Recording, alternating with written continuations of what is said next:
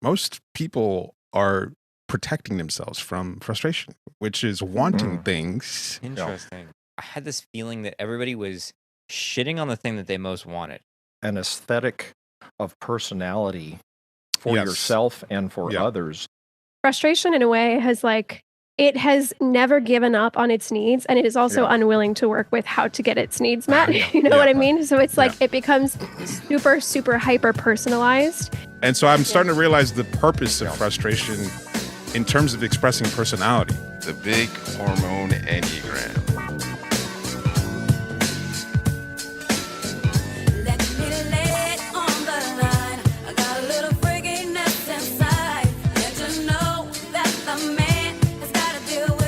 I'm John Lekovich, 415, sexual self-pres, 458 trifix.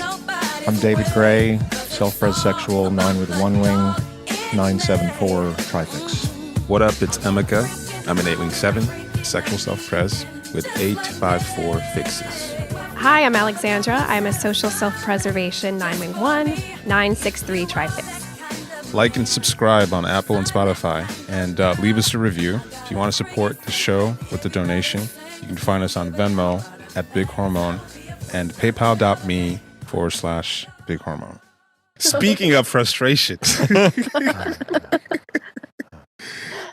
that conversation between Josh and Lewis was great on multiple fronts, but I thought it was really good in terms of the highlighting what the fuck frustration is. And and also what seems mean from the perspective of generally everyone having 3-wing 2 fixes, to have an aesthetic hard line, I don't like that, that's ugly, to have an ideal that excludes seems antisocial. So it made me realize a lot of what seems that's interesting. What seems hard to get along with about us might not just be social blind, but it might be this sort of niceness, super ego thing that about social engagement that's missing when you have a lot of frustration, or when yeah, that's true. Yeah, exactly. Do you think it would be specifically frustration in the heart space? Do you think the same thing would happen with 7 and 1? I think that's what I'm sort of exploring, or hypothought, or whatever the word is. Hypothesizing. Is that this is a frustration thing, that it's the aesthetic rigidity and harshness that 4 has in the heart center is the same for 7 in the head center around interestingness. I think it's though, but it's because it's heart. It's what the emotional tone in the space is. You're with 4, you're more at home. You actually feel like truth is happening when it's negative, or something. Mm-hmm. But I mean, you could say that about 7s that even don't have any other frustration, just the amount of negativity and that they generate around this isn't good enough, or this isn't what I want it to be. And then same thing with 1. So I'm just wondering, that sort of idealism of frustration, of needing reality to conform to my preferences, is what feels like going against the grain. Well, I would say I didn't get to listen to the episode because it was just too much. Damn. I know. I tried. I just didn't have the time. But at least being in the 4 space, you feel like you see into people's kind of core identities pretty directly. Underneath, and you can see kind of the various levels of facade or covering pretty directly. And so there's a thing that I think is different than 1 and 7, because you are checking for what is resonating with somebody's identity. And for me, at least, I always feel it's very clear when something somebody does or says is in alignment with their deeper identity or not. And so there's a kind of I can be a real bitch in terms of, if I think somebody is expressing, even if they're very nice, from a place of a lack of resonance with their own identity, it's I just don't have any space for them at all, And I'll be pretty rude or dismissive, or just it's more the dismissive kind of style or whatever, but it's they're not resonating with themselves. I can feel it immediately, and I just don't have a place for them at all. And even if they're a person I don't kind of like, Yeah. but I feel like they're resonating with themselves. I Mm-hmm. have a lot more tolerance for them. Mm-hmm. Yeah, I guess when I think Yeah, of that is true. because it seems like so the fourth thing is frustration with identity and sort of like how empty and how not authentic and real some identity can be. And the seventh thing is just like reality is just this torture chamber of boringness and staleness. And so I want the moment to be more interesting. I want things to be more exciting. And so it feels like a lot of the seventh frustration is with the how we're looking at things, limitations on interestingness, fighting that. And then the one thing is more about the experience itself. And there's the super ego requirement of like, there's a right way to exist. And so it does feel like the aesthetics of each center, Yeah, you know, totally. and Well, it's there's like getting a, at go the ahead. thing of that Josh hit on and that I hit on in a different way. That frustration, in a way, is somehow like the kernel of what personality is, because it's like a self-specificity, Yeah. Yeah. or something like that. Yeah. In Almos talks about frustration not necessarily as an object relation, but frustration itself as being kind of the basis of human suffering. Because when you're an infant and your need is not met some way, what you experience is like complete nervous system frustration. And it's like, even compared it to sandpaper on the skin or something like that, Yeah. Well, and inside the skin. And I think that's pretty accurate. And so, in a sense, like, if attachment is, from one point of view, like the fundamental object relation, frustration is kind of the fundamental antithesis in a certain sense, because it's the thing that is trying to be covered most by the personality. Yeah. And so, like, rejection is trying to find a way to kind of not interface with the frustration, and attachment is trying to attach so as to somehow not expose themselves, or not feel unmet through the frustration or something. And why I think, if like I know sevens are pretty common, but fours and ones seem relatively uncommon compared to fives and twos. Yes. I wonder if there's something there about the rawness of frustration or something along those lines, if that makes sense. Yeah, we spent like the last few months looking at the Bermuda Overlays, and that's been really interesting. Just how much of a different species it is for a Bermuda to have secondary rejection influences versus secondary frustration, and how a lot of like what we see in Bermudas or attachment types that seems, well, you say blank or palatable or nondescript or not seeming to have any flavor, is this sort of attachment rejection thing of trying to be like utilitarian in the sense that I am attachable to as many or useful to as many different people, whereas frustration narrows down. And there's a personal kind of subjectivity about frustration that excludes. And so even in the conversation between Josh and Lewis, there was a point where Josh said something about like, I feel like even anything or anyone I will be able to find something that I can appreciate about them. And that gets at the heart to me of the attachment rejection thing, because like the rejection thing is looking at like I think we talked about this, like the substrate of the center. And so like to get the thing that matters, like what is this person's hook? What do they care about? And then with attachment, I'm going to adapt myself to that.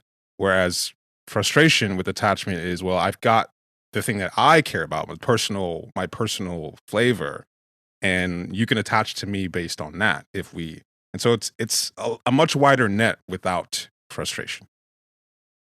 Yeah, no, that's a good point. Yeah, so to catch listener or whatever up, like in a text exchange or something, we were talking about like the difference between frustration and rejection. And there's a way in which the rejection types are all trying to represent a kind of elemental or substrate, something like really basic in the center, love, like insight and like power, Life vitality, Life force, yeah. life force. And so in a certain sense, like kind of interesting that the rejection influence, like, so like attachment gets kind of a rep for being blank, Mm-hmm. but there's a different kind of blankness in Yes. rejection. It's depersonalized. It's not even about me. It's about Right. something, some elemental force that I'm representing. Exactly. Yeah, it's a lot more elemental. And then that'd be interesting to kind of tease out those differences between rejection and frustration more, but it's more elemental. And with frustration, it's much more personal because the frustration is that something is not meeting my personal standard. Yes. Something I consider a precious or protection worthy or necessary standard or something. Mm-hmm. And so there's a like not calcifying, but kind of like coagulating around how I should like kind of representing that very personal standard at all times through the lens of whatever center. That's interesting. It seems like attachment and rejection are doing different versions of universal in a sense. Yeah. Because the thing about like finding leverage is like something powerful in each center that like, like the rejection types that are famous hang their hooks on these things that everyone has to deal with, like masculinity and femininity, or like the things that Andrew Tate, fucking the Kardashians, another, 2-8 side of the same coin of grabbing people by things that they can't ignore that have to do with some kind of elemental thing about how we exist.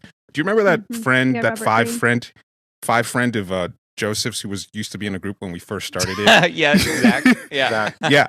So like he has a whole business now that's doing really well. He's got a Facebook group with like 25,000 people, and he's got like, he was doing racket, like some kind of relationship racket back in the day. He had a couple books but now he's doing really well because he's grabbed onto the sort of Andrew Tate masculinity, femininity thing, and he's got like a Facebook group with like 25,000 people.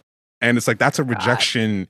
That's a rejection way of looking at the world. Yeah, like this is something that we all care about. Like Andrew Tate's whole like philosophies are make more money, lift more weights. This is stuff that guys can't ignore because on some level, society kind of like forces you to confront that in some way. So like the rejection types could park themselves into this sort of like elemental substrate of existence that everyone has to deal with. And then with attachment, it's like a universal kind of like adaptability. And so there's no personal, like what does Andrew Tate really care about? Totally. His personal flavor. It's just about stuff that everyone cares about. No, absolutely. Yeah, no, that's like, rejection types try to kind of hold court in something. And it's hard to tell what they as a person care about versus what is like the law of the jungle. Leverage point. Yeah, exactly. Yeah. Like love. Like what is a two's personal relationship to love and care versus being an emissary of love. Right. Or like even a 5 point of view, it's like they have things they're interested in. But there's sometimes a way in which there's the personal stakes of what they're interested in doesn't you don't see quite it in the connect. Personality. Yes. Right. Yeah. Robert Greene comes to mind who did the 48 Laws of Power. And even 8, sometimes there's like, I experience some 8s as like, they know how to do this. Right. But is this thing, whatever it is, what they actually care about? Is it actually connected to their personhood? Or is it just like they found a way to kind of emanate power or body energy in a specific arena that they can kind of hold court in? To be hyper personal and personally expressed would be a vulnerability in a way. Yeah, from exactly. The right perspective. Yeah, that's a good point. Well, I'm thinking of this also in terms of like object relations. Like, for example, attachment is the object relational style that doesn't give up on the parent being able to meet its needs. Right. So it just goes back to the drawing board. Maybe this will work. Maybe this will work. Maybe this will work.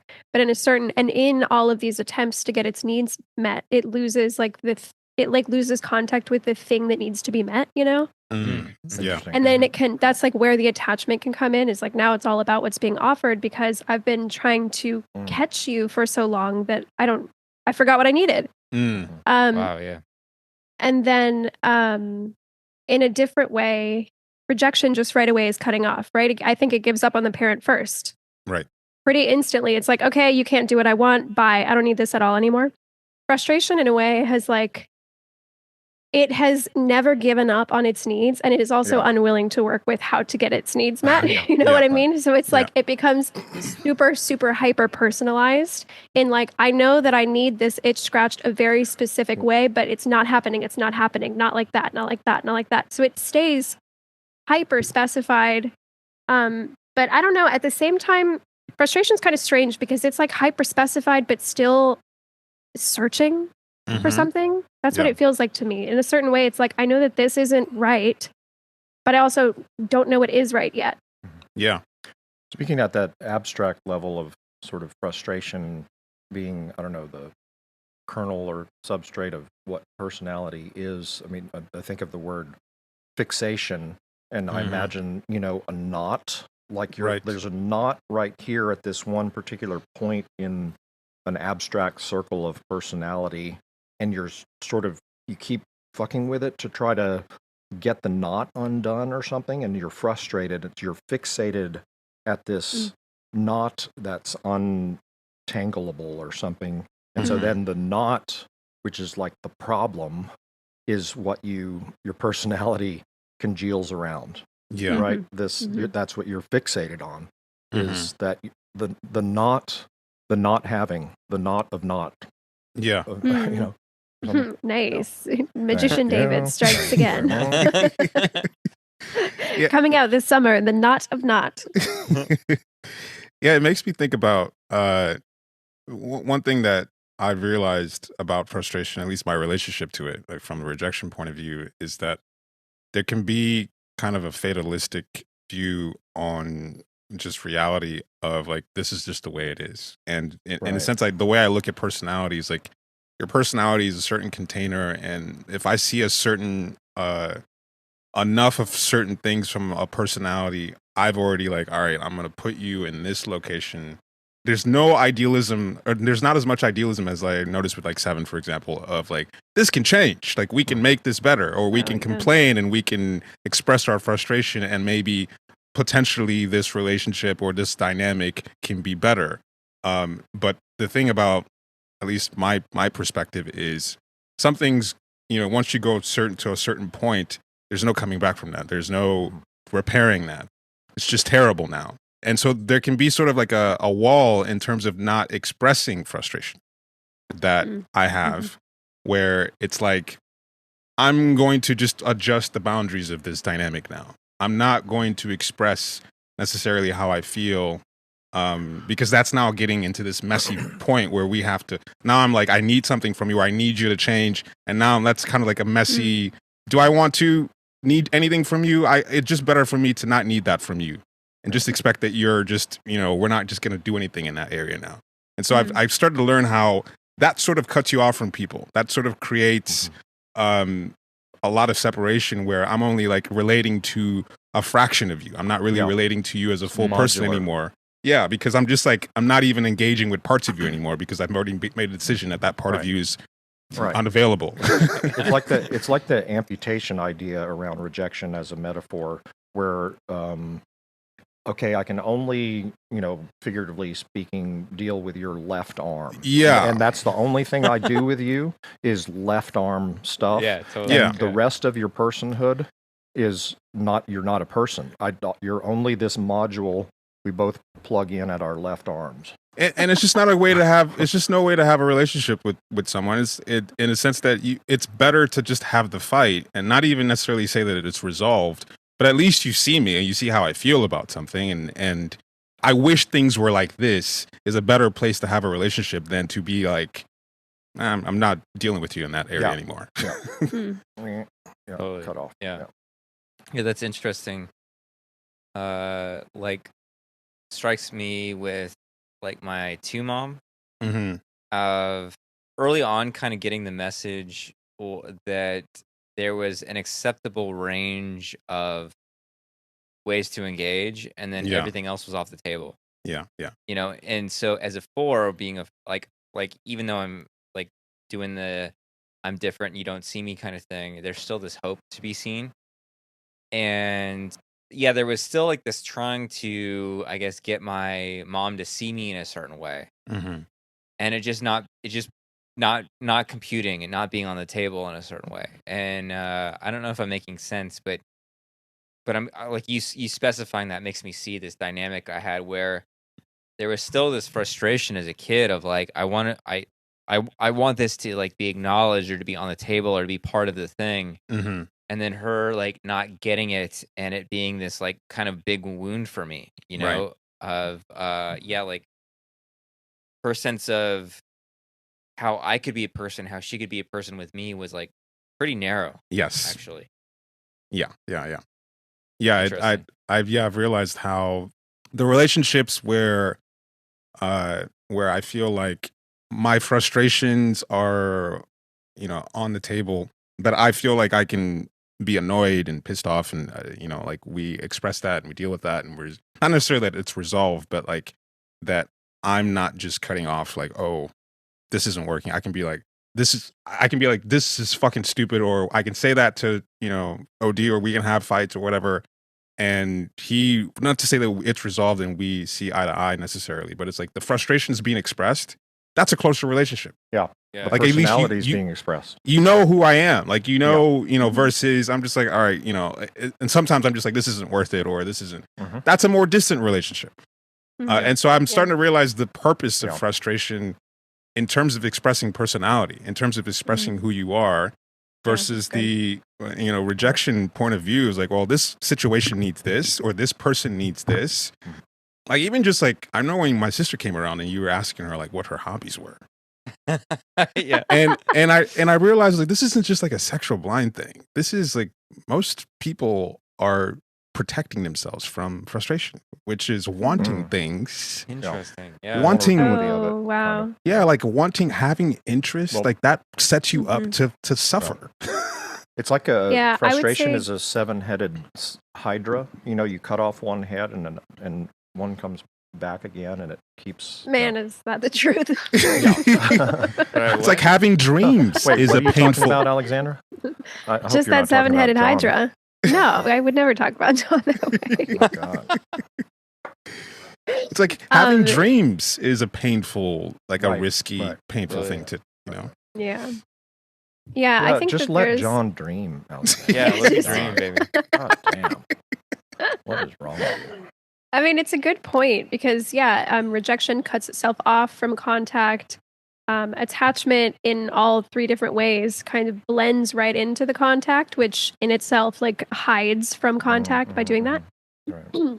I would actually, I don't know if this is appropriate to say or not. We'll see what you guys think.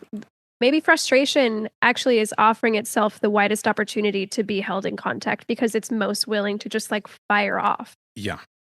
I would say so. Like maybe actually it's the biggest demand to be met and to be I keep saying held because 9 shit, but maybe it's like the biggest demand to be accepted is also 9, but you get it. Yeah. Like it's because let's use the 7 example. Specifically seen, maybe is also that too. Yeah. But it's like you're more likely to get what you want if you keep demanding that reality gives you what you want. Like 7s are always somehow magically ending up getting things because they never stop demanding. Yeah, that reality gives them. Yeah, get away with it too. Yeah. Mm-hmm.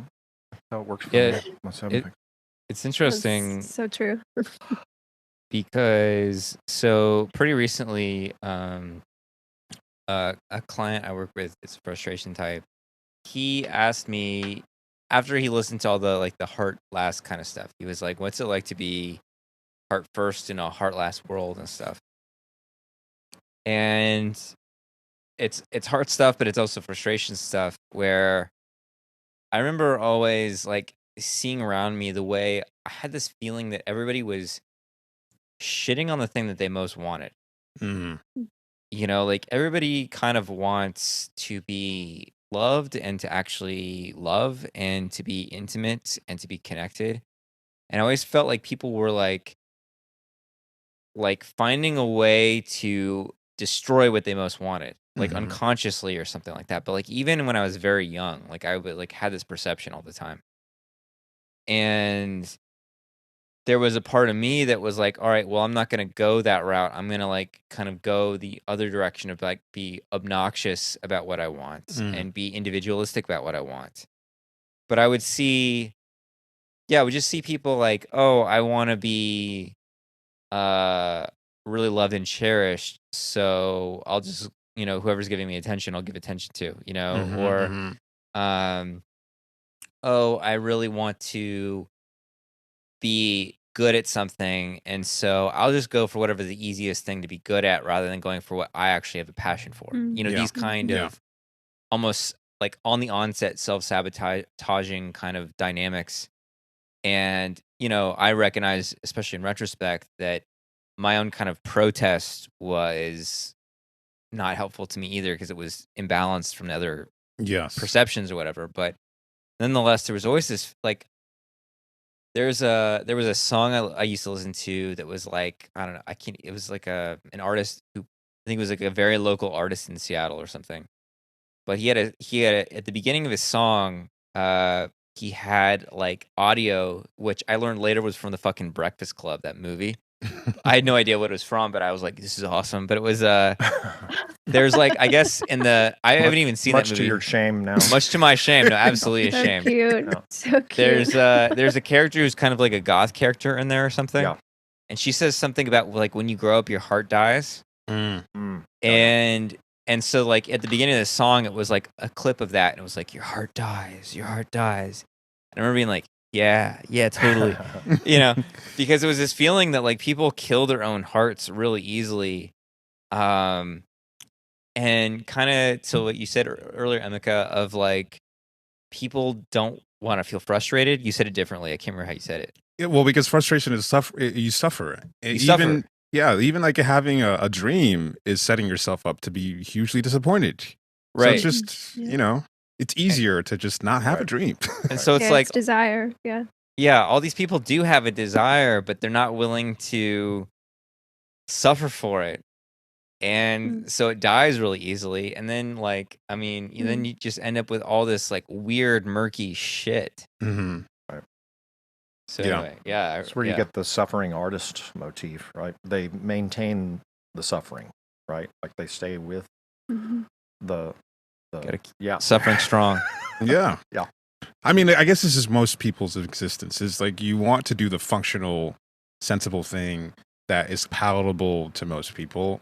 Having very specific preferences is excluding in a way, because it's like saying, I like this and I dislike everything else. And that's going to rub people the wrong way. Or saying that you have a certain dream and things that you want to do that's going to be specific to you isn't going to endear you with functional. Yeah.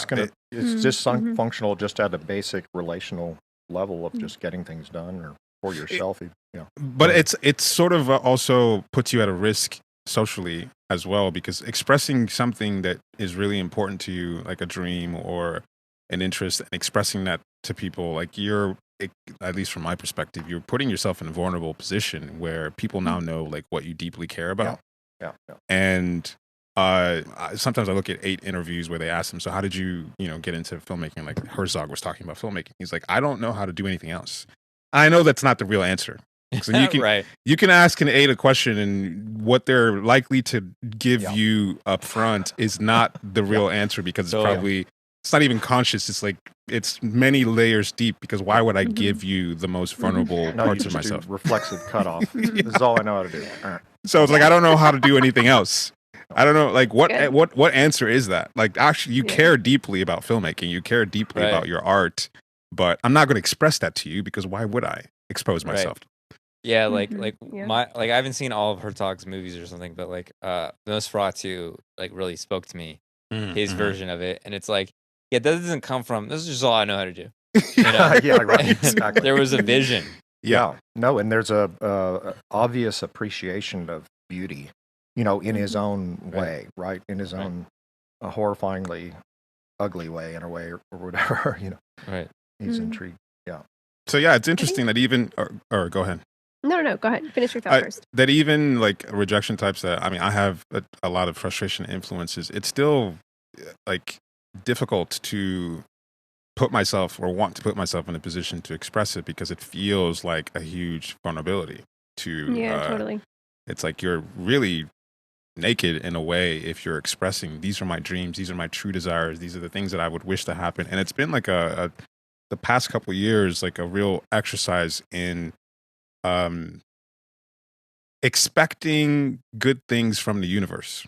Like to imagine a universe where I can have what I want is actually a really difficult thing to do for me. Yeah, to actually to actually expect from relationships and dynamics that I can have what I want and I can express the things I don't like what's happening versus this needs to go. Yeah. Like there's you're still in the fight in a way with frustration. Right. Versus, whereas like in a past Still in the relationship, fight, in a past dissatisfying relationship, no specific one, you're just saying, this is my life now. Yes. Right. Well, this is what it is. And this, how do I express myself within this container of what this is versus not saying like this person can actually adjust and change, or I can express what's wrong to them and they can actually make things better. I don't expect that to happen. So it's like, well, how do I work within this fucking new terrible box that I'm in? Oh my God. Yeah, totally.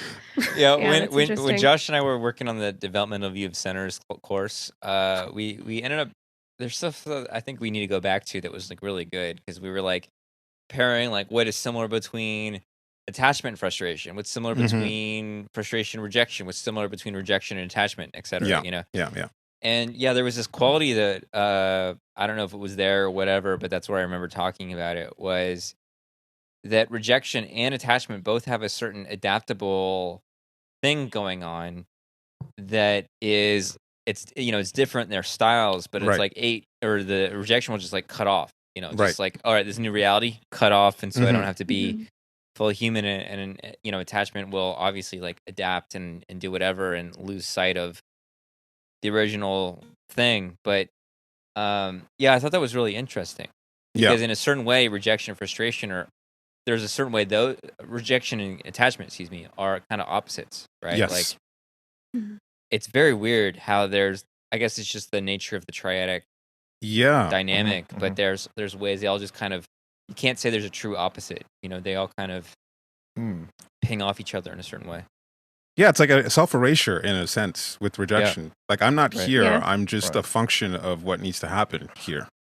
And you sort of accept the terms. Like it feels like watching rejection movies, like this world has different rules and everyone has accepted it. No one is complaining about it. And like that's the 8th thing. I didn't complain. I like my childhood wasn't terrible. It just was. Right. That relationship wasn't terrible. It was a function of these things, and I just made it work. Interesting. It's like it's kind of like it's reminding me of that thing that I had, my great ketamine revelation that I had a couple zones ago, where I pictured the Enneagram circle as like a rope, and at the point, and sort of let's say a blank rope would be, a rope with no knots is sort of the attachment Bermuda circle. Right, it just keeps circling, right? And then at points 1, 4, and 7, there are knots, right? But then at 2, 5, and 8, the reflex is to clip the rope, right? And so you're sort of breaking your humanity, your wholeness, your circleness or something, and just clipping out the knot, to remove that, and you're removing your personhood in a certain way. Yeah, totally. I don't know if you guys saw this post I want to give credit to whoever posted this. Vinny posted this, and I thought it was really good. I thought we maybe do an episode on it. But he said, I think of object relations as part of a story structure, attachment as exposition, frustration as rising action, and rejection as conclusion. And I was like, that's really good. That's interesting. And yeah, it feels like, okay, so if you're low in frustration, it's just exposition and conclusion, and so there's a way that rejection represents the end of a process. You know, you look at the Enneagram, and 8 wing 9 is like the last type, and that's like the final boss of Yep. you know, like it's like this is where everything terminates, is the 8 wing 9. Yeah. And so like attachment is like the That's beginning. The beginning of a story Yeah. is like how, you know, expands, and frustration is the conflict, Right. like the Yeah. thing that you run up against, the obstacle Well, to getting what you want. Yeah, that's a great. It's like- I love that actually, because like 9 wing 8 is so the putty that can be molded. You Right. know, it doesn't even have the 1 wing of 9 wing 1, which is like now the hero's journey begins at 9 wing Right. 1. right. True. And then I can imagine Adeze as like the He's the final boss. Yeah. 100% final boss. Like we were looking at 8 wing 9 versus 8 wing 7, even just as a fix, and it's really interesting how big of a difference that is, of how much 8 wing 9 embodies like the final boss energy, and 8 wing 7 is just kind of like, you know, crackle pop lightning, Chaos. you know, Well, chaotic. I mean, it's gotten to a point where I can kind of tell 8 wing 9 versus 8 wing 7 fixes based on if this person has a certain aesthetic or not. Yes, there you go. Like our Gurdjieff teacher, Alexander Zion's Gurdjieff teacher, is 8 wing 9, and he just got this. You know, he's an interesting person. He's got all this like weird stuff going on. I think he's triple rejection, Mhm. but he's just like his clothing is very blank. His way of being is kind of blank. He doesn't have any kind of flourish or style or something. And 8 wing 7 has a little bit of like this, you know, like Flowery. Mischief, yeah. you know, Yeah. kind of. Yeah, I've been thinking Yeah. about that, how like the aesthetic thing of even as a conversationally, like 8 wing 9 is a train. Like like even Camille Paglia with her like she is driving a train of ideas through you, and 8 wing 7 can feel in some senses more calm, but it seems like more unpredictable air. in the moment. you Yeah. know? Train is They heavy got on the some razzle ground dazzle. and has a specific direction, and it's singular, sort of thing. And whereas 7 is like, where's the next interesting spark going to be? Yeah, when I'm talking to you, Emeka, like you're clearly 8, but there's a certain way, like if this is the thrust of my conversation, you'll kind of like come here, and then you'll come here, and you'll come here. You know, you're sort Right. of you sort of find different Points to get in there. different pressure points. Yeah. You'll sort of, and so like I remember especially like in the Dogville conversation, like we were all talking about Dogville in a certain way, and you'll sort of like I don't know how to represent it more. Yeah. And I come descriptively. from another angle. Here's another angle. You know, like Yeah, exactly. it's multi-directional in that 7 way. Yeah. Mm-hmm. Yeah, going back to my great rope metaphor, it's like, it's like, Back to me. yeah, back to me and my 7 fix. And Not my attached 4 at all to No, a single. fix. Singular. No, I have no frustration specificity. Well, it's kind of like, you know, you've got this ring that has knots at certain points, but rejection cuts the rope, and I'm getting at this sort of end of the story aspect. It's just like, dude, you just ruined it. You just cut the circle. Mhm. Like, so it's ended. You just Yeah. fucking, what did you do? You just Right. fucked up the whole thing. There's also kind of a beginning thing though at the beginning of the cut rope, because you know like I always start with 8 when I describe the Enneagram, because it's sort of like here's the big bang, the thrust or whatever, Mhm. and then the like the dust of the big bang like scatters around 9. Yes. And then there's like whatever's the problem left over from the scattering at 1, you know, and even And with, one like, orders the scatter, interesting. or One names orders- the scatter, exactly, yeah, like yeah. astrology, Like- naming the planets. Yeah, there's like the Yeah. Big Bang, which is his elemental thing. There's the scattering, which is like everything is Right. just moving in its own way. And then the 1 is like, all right, now that everything's scattered, how do we structure it? How do we move it? How do we work with it? And then like, you know, even in the Heart Center, the Big Bang of love in 2, and then 3 is like, well, this is where love wants to go. Yeah. And then 4 is a little bit of like, nah. And then, you know, the Big Bang of like insight. Insight. Yeah. And then scattering in 6, and then 7 is like, oh, this could be better. Yeah. So, yeah. Oh, that's good. This has been really cool to see, even just look at the world frustration isn't that common. Like most people, let's say, assuming most people are attachment types, and most people are like a third of the attachment types that we've seen are Bermudas, and most of them are 3-wing 2 fixed. So there's like a universal sort of social engagement meme that constellates around the 3-wing 2 social philosophy of sort of like super ego niceness. And because like to have like a preference that excludes is somewhat antisocial. Right. And so it's just made me realize like a lot of the things that I couldn't name about, I was thinking it's just social. No, it's a specific type of social engagement that is predicated on just meeting people where they're at, versus a social kind of engagement that's like fixed or whatever. That's like saying, I like this, and if you don't like that too, fuck, like excluding people. That seems mean to the sort of 3-wing 2. Well, sort of. I would specify it more to, and I think this is why this 3-wing 2 versus 3-wing 4 thing has been such a major hit and revelation. Because like 6-wing 7 and 7-wing 6, that is pretty common. But it's the fact that it's in the heart center, so it's like at the heart of that's you, what I think. and just what your reflexive expectation is that we're all contributing to a certain emotional landscape that is conducive to relationship. Yes. Instead of the specificity of the 3-wing 4 or 4 space, which is saying, nope, that's not me. A lot of no, that's not me. Yes. Right? Yeah. I think that I relate to people more from that space. Like I feel like I know you as a person if you have preferences that are unmovable. And I can be like, right. You There like you go. Joseph, I think, said this once, and it seems like a very 4-wing 3 or 4 thing to say. It's like, I need to see you hate something. Yeah. Hate Exactly. something. Yeah. Because you're not like just saying that you like everything or you can see the good in everything feels like a self erasure. Like you're not here. Yeah.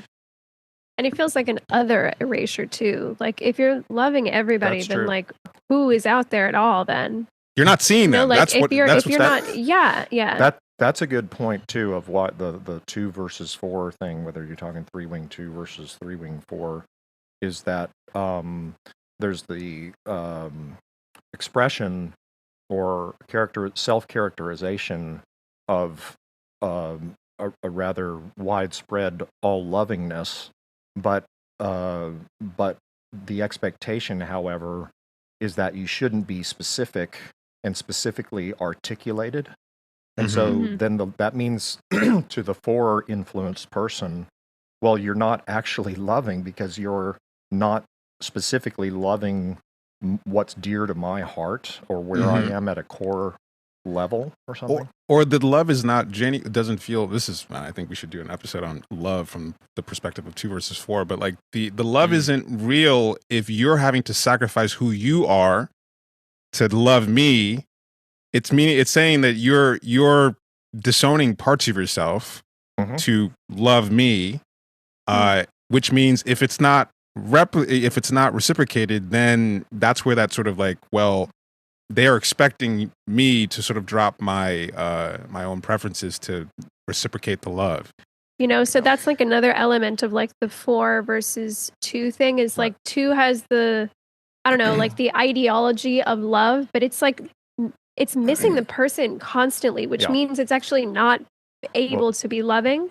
Like you have to look and speak to the things that you dislike in order to even give yourself a chance to love it. Yes. I get triggered by anyone who sort of extends this kind of generalized aesthetic because it's like denying your own preferences. It feels like your preferences are there, but you're pushing them down to have a relationship with me, which doesn't feel like a real relationship. Because at some point your preferences are going to rear their ugly head later on down the line. And that's it's like, it's not like you don't have preferences, you have them. You're just sort of pushing them to attach to this dynamic.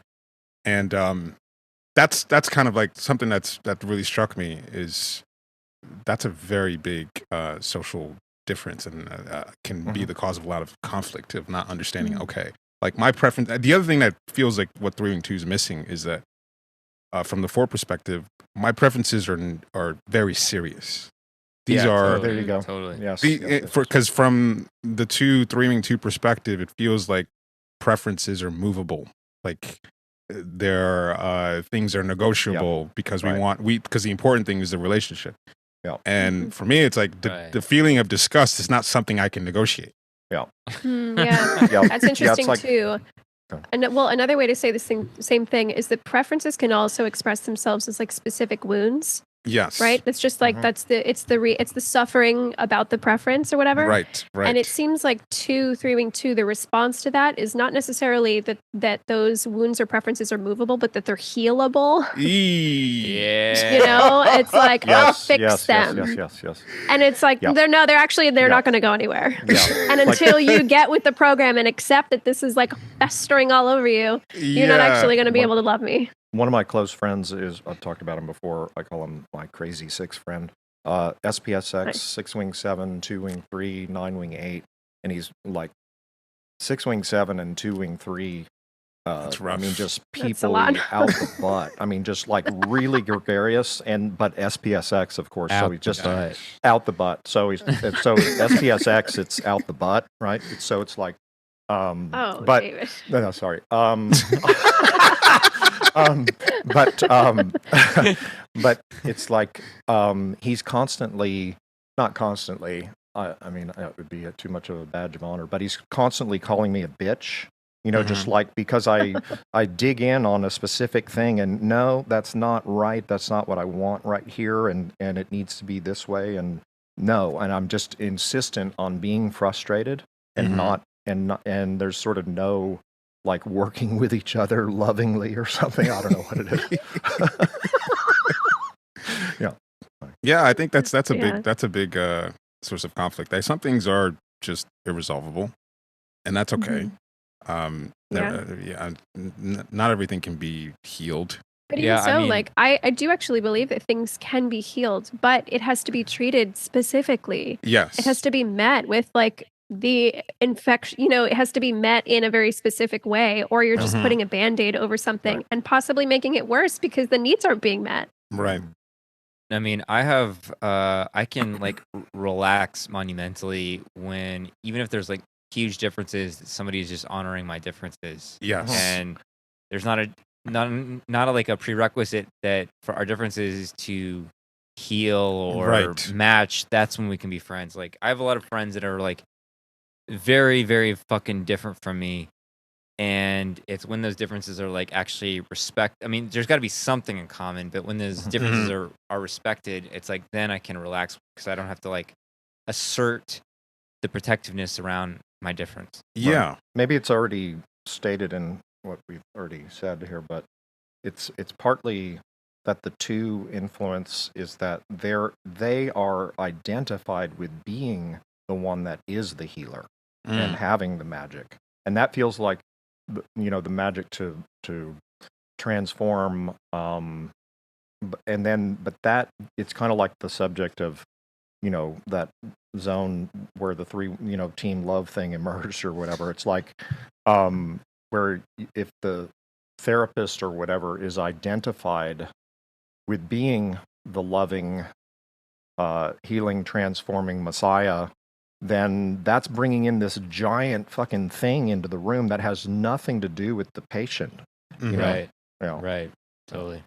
That's an elemental thing. That's the substrate thing. Yeah. The giant thing in the room is that kind of rejection-y flavor. It's just not about the person anymore, and that's something that I can have a reaction to. Is with this stuff is that it doesn't feel like it's about me anymore. When that sort of attention is, it's like it's about this third party or this some other like transformational like betterment or development. And it's like, before we can get there, we have to go down to the root of why this is painful or why this is frustrating or why this doesn't meet a certain standard. And sometimes you might get all the way down there and realize like, yeah, this is just, beyond repair. But even from that point of view, you can relate to someone. And so that's why it feels like frustration is a really important aspect of like seeing someone, of seeing like where they're at, what they really deeply care about. And it feels like sometimes what I experience with this attachment rejection thing is that it's like the Amazon fulfillment warehouse where we're just doing things to get things done, to get this thing shipped. Yeah. But no one's here. Your dreams, they're over. The thing you wish for, forget about it. That gets at that modular symbolism. Like, okay, I'm a crane lifting into this one module. I'll pull out this one box. Ship. You know? Yeah, like I realize now, like what my relationship with my mom is just like, she doesn't. When my dad died with the funeral stuff, is like, listen, you know the frustrations we've had. You know, like we've expressed like we're not doing this, and this woman keeps trying to make us do things that we've clearly expressed that we don't want to do, and it's that's part of what feels, like you're not seeing me at all, is that you're not seeing my frustration. You're not seeing my personality expressing itself. And so if I spend 2 hours on the phone explaining to you why something deeply disgusts me, and then a week later, you're like, well, let me try and facilitate a reconciliation between you and that other party, I'm going to want to kill you. It feels like I just wasted 2 hours of my time. Yeah, that's a great point. Yeah, because like I've seen that with other twos in my life. Sort of frustration is just a temporary obstacle to the union of love. And so, like, why are we spending that much time on this? Like, why is this such a big deal? And for somebody with more frustration, it feels like, well, this is actually really intrinsic to my personhood. Yeah. And so it's, I've seen it with my dynamic with my mom and other twos is like, it can register from the frustration point of view as you're trying to flatten my personhood. You're trying to flatten what matters to me. And just iron it out so it's all this kind of generic love space or whatever it might be. You know, this is getting at why my crazy six friend doesn't want to hear about the Enneagram. I mean, occasionally he does. I'll say, well, that's because this person's a 7 or whatever. But like, he has no attention for it. He just doesn't want to get into the specificities of any given person's, I don't know, just hell actually, of what the specifics of their personality, the details, because that's I don't know, it's too it's going against that whole sort of wide broadcast of sort of indiscriminate love or something. Interesting. Yeah, that's one thing I feel.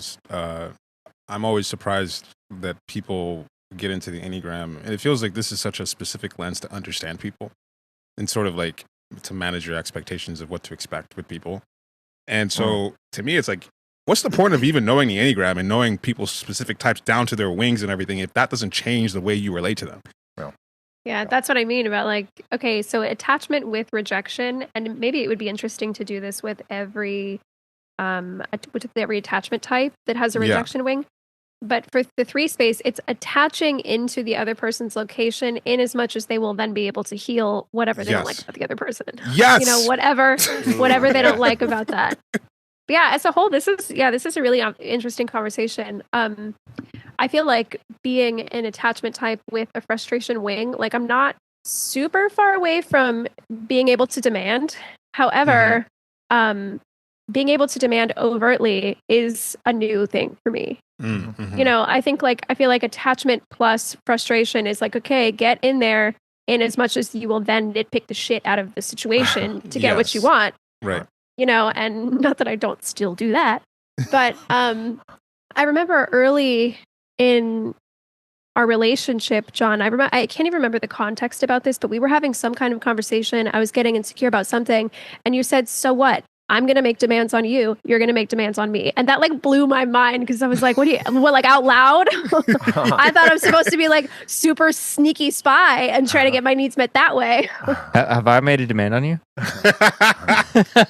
No, I don't remember there I'm a being perfectly any problems accepting ever. angel. I don't remember there being any problems in your relationship at all. Ever. Yeah, John just accepts things for what they are, for sure. That's a good point with the attachment with the rejection secondary. How that's probably the type that's most likely to self-erase, to get into a situation just to make it work, and then their frustration is going to show up on the back end. Frustration feels like you're upfront about your demands, like what I want from this situation. Yeah. If I know what you want, then we can negotiate. But if you're going to sneaky introduce something on the back end, then we have a problem. Yeah, there's a way that the rejection piece, specifically in the heart space, is trying to get its needs met by healing everything about you that doesn't make space for its needs. Yeah, totally. You should write that down. That's a good encapsulation. One of the things that Josh said about thinking that he was the 3-wing 4 was talking about how frustrated he is with movies. Yeah, and then he went even further and said that, this specific he gave an example and this specific story where he expected them to he needed to suffer more. And so Lewis was like, well, that's you having the superego, wanting to see their development. So this life coach thing. Right. And I'm like, what does frustration mean in the Enneagram? What does the aesthetic mean? It's not just like, okay, I don't like this movie, I have an aesthetic. Like, why? What is really underneath that? And what it came down to is that he realized that he's not willing to sacrifice relationship for his preferences. And I'm like, that's what it is. Like, you're willing to... Big bingo right there. Yeah. That's interesting. That's what it is. Like, Lewis is like, well, if you can't, we don't see eye to eye in terms of a preference, then you're going to go your way, I'm going to go mine. And Josh is, I'm going to try to make this I can find a way to make this relationship work. And like that's what it means that 2 is sort of anti-aesthetic, because they're willing to do whatever to make the relationship work. So it was a good, that's really good. Great conversation in that sense. And it also just made me realize like how maybe we should do another, when we do an episode about 4, just the distance or the withdrawal of 4 is coming from the perspective of people being sort of like an aesthetic hologram, where you're not, if 4 is like the anti-2, it's not about the relationship. It's more about like the subjective experience of an aesthetic. And in a way, that's kind of like anti-human. It's not about the person's, how you connect or relate to. It's something about like your reaction to the subjective beauty or aesthetic of that thing, whatever it is. It's almost like the 4 question is there another person to relate to at all? Yes. And I guess I'm thinking back to what John was saying, that even if he doesn't like somebody, if he can feel them resonating with themselves, then he can like pay attention or have some tolerance with them. And that for some reason gave me the image of a bunch of like unlocked characters that suddenly unlock when they're resonating with themselves. So all of this like nicety, all of this gaze giving, if the world is largely 3-wing 2, where it's like, no, you look great. No, you look great. John just doesn't see them at all until someone's like, actually don't like what you're wearing. That kind of example. And then John's like, oh, a person. There you go. What my preference is on that person. Right. Yeah, totally. Yeah. And that there's like something underneath the muck that is getting hit.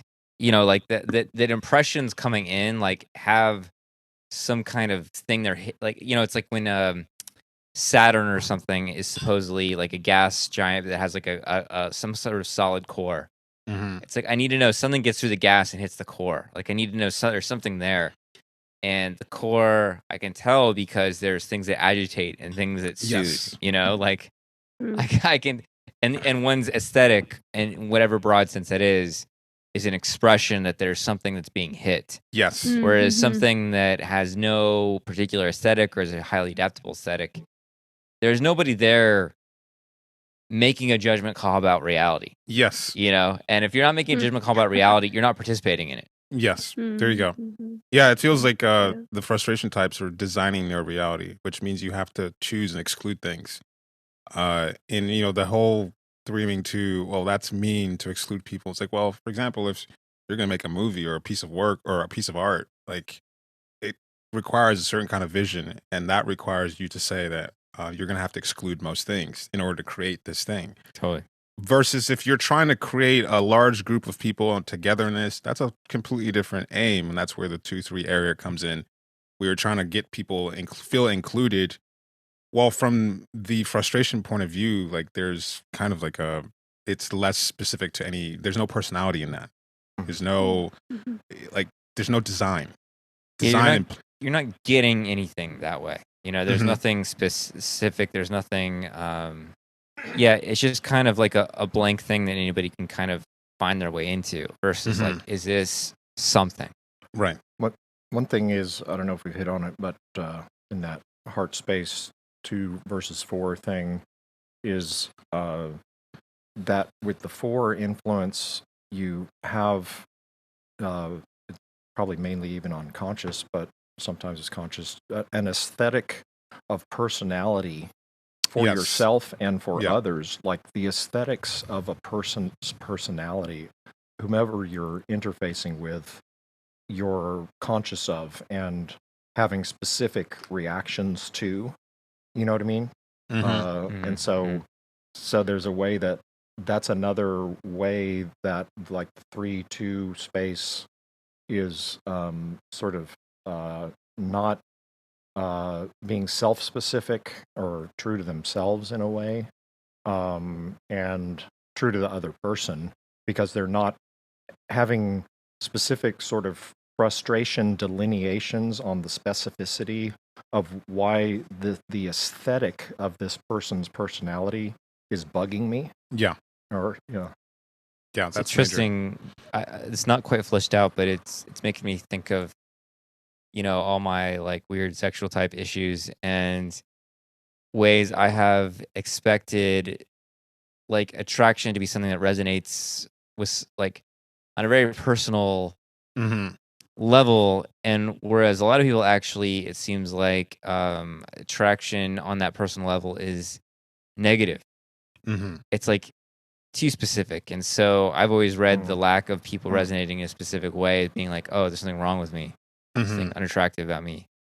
And you know, like I'll notice these like people that get a lot of attention and energy who are very like blank, and it's almost like the lack of a specific reaction. Or do you know what I'm kind of trying to get at? Yeah, well, yeah, because there's, from my perspective, the rejection point of view, there's like a universal kind of attractiveness that has nothing to do with my personhood. There's like height, you know, is something that people just biologically respond to, and there's certain symmetry is something that people respond to, and so that's like a separate thing. And then there's the personalized attraction that has to do with maybe her dad looks like you, or maybe, you know, she prefers a certain, I don't know, just like things that are more specific to her.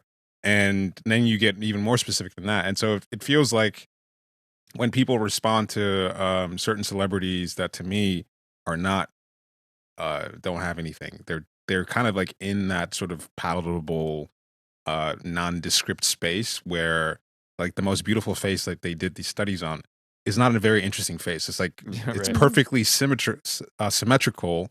A perfectly symmetrical face is nondescript in a way, and that's the face that most people respond to, because it's not, doesn't have the frustration piece of you're not pushing too far in any specific area, and so more people can be into that. And so I've always been very cynical about attraction in general, because I think most people are responding to sort of like a generalized universal kind of attraction that has nothing to do with me. Yeah.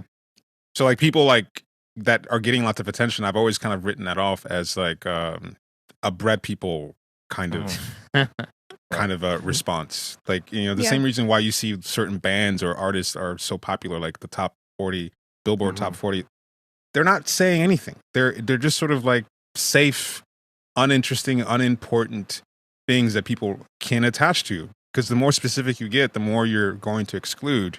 So like, how often do you see like a movie star that so many people think is super hot that actually has like a very specific and distinct face? They're generally just symmetrical in a very forgettable face. Like, you've seen that face in every generation. They've had a celebrity that looked just like that. Yeah. When you're talking about that, like the band of Maroon 5 comes to mind. Yes. Nickelback. Yeah, even Nickelback has something to it, you know. Like to me, it's got like some like, you know, but like when I was in Mexico, I was in an Uber, and this woman was my driver, and she was like just passionately singing along to Maroon 5. Oh my god! And I was like, this is their only real fan, Yeah. like in the entire world. And then you work at a concert. No. You work at a concert venue and you see 2,000 people come in excited about Maroon 5, and then you realize, oh, I live in a hellscape world. Maroon 5 is like maybe the most generic music I've ever heard in my life. Like just the most made for when you're shopping in the grocery store. Dude, working at a country bar was one of the most illuminating things I've ever done. That's so funny. Was that in Chicago? Bar? Yeah. Because I just didn't even realize that this world existed. And this is the most nondescript, middle of the road music. And just to watch thousands of people all dressed the same, all looking the same. I'm imagining you line dancing. Yeah, right. Did you have like blue jeans and like little spurs and I was just in security gear, all black, sitting in the corner, and just watching this happen every weekend was like, oh my god. Yeah. Oh, like I just couldn't believe that there's this many people that give a fuck about this cowboy ranch fucking peasant shit. I like that you know, as like auditorily like specific and fussy you are, being subjected to country music for your job just like every weekend. Yeah. I mean, I like watching bands set up and being on like by the stage and sort of watching the sort of like animal dynamics of drunk people trying to sexually engage with each other.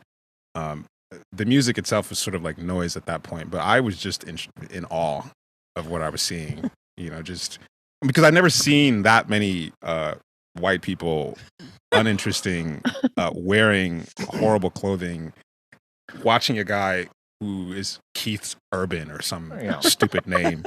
For me, it's like, this is maybe forfix stuff, but it's like that kind of situation. It's like you're pressing my nose into mediocrity. Yes. Just absolute middle of the road nothingness. I like the job because I got to be grumpy on all fronts. Like I was annoyed, and part of my job is to look annoyed and to be unfriendly, and it was a minimum wage job. I could show up late and just hate everybody, and it was great. It was a great forfix. Like I hate everything about this. I hate everyone in here. And it was I enjoyed going to a place that there wasn't any silver lining. It was just hell on all sides, and I hated everyone and everything. I liked it. Found his spot. That's 4-8 paradise. We were talking about like it's mostly blank people, that are super popular amongst a lot of people. Well, I'm actually an interesting person. I have that perfect balance of balance of one blank. of the most interesting people in the world and super palatable to a lot of people. What's funny is like you're actually a perfect example of what I was talking about with attachment type with a frustration wing, is that like you are palatable and widely accepted, and then you just use that to get whatever you want. Exactly. Then triple entitlement comes right out. It's mine. It's my birthright. Yeah. all right. Yeah, this was a good conversation. Yeah, it was fun. I think we could start a series on frustration, do 4. And just Yeah, be not frustrated for a long time. Yeah, not a 4 hotline. I think there's a couple that got sent in. We could, Oh, good. Oh, Cool. okay. That'd be good. Well, yeah, we'll put another message out. Yeah. All right, y'all. All right. Well, you two Cool. have fun in fucking Toronto. Canada. Yeah, I'll see you this weekend. Yeah. I guess Friday. Have fun. All right, y'all. Okay. All right. Bye. Okay, see you guys. Peace. Bye.